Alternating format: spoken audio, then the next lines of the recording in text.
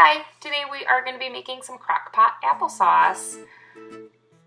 These apples came from a tree off of a farmer's tree in Wisconsin, so they're no particular type of apple and there are quite a few blemishes on them. So when I was processing these, I did cut off all of those bruises and any bad spots that I found on them, and then dice them up into pieces, which I forgot to film, so sorry.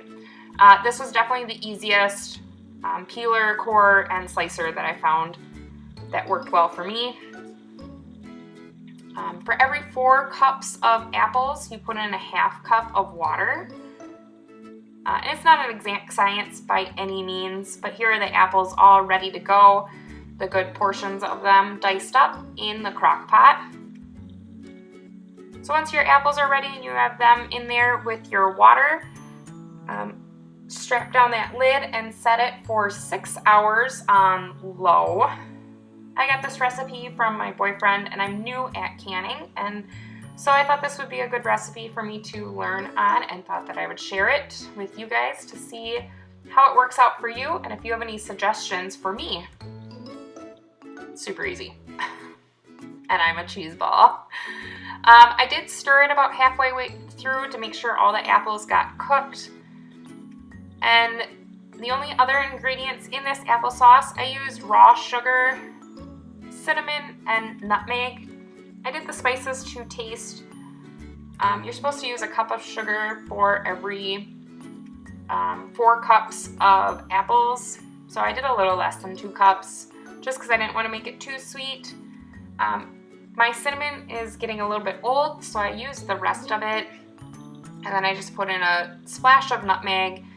I made 4 batches of this year, and some of them I put ginger in, but the ginger is super overpowering, so I left it out this time. Let me know what you guys think is the best combination. I basically used any spices that I'd put in pumpkin or apple pie.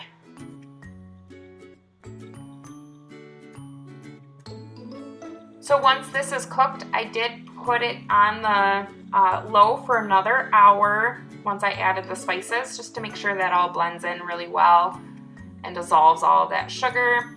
And then I let it cool down to room temperature and stuck it in the fridge for a couple of days before canning it.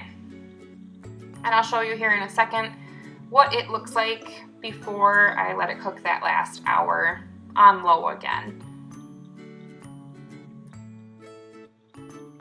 I do prefer my applesauce to be a little bit chunkier.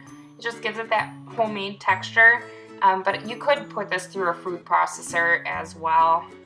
So let me know what you guys think, and if you have any suggestions to make my applesauce or canning any better, I would love to hear any food feedback that you may have or any experiences that you have canning. I'm a newbie here and would love to hear your suggestions.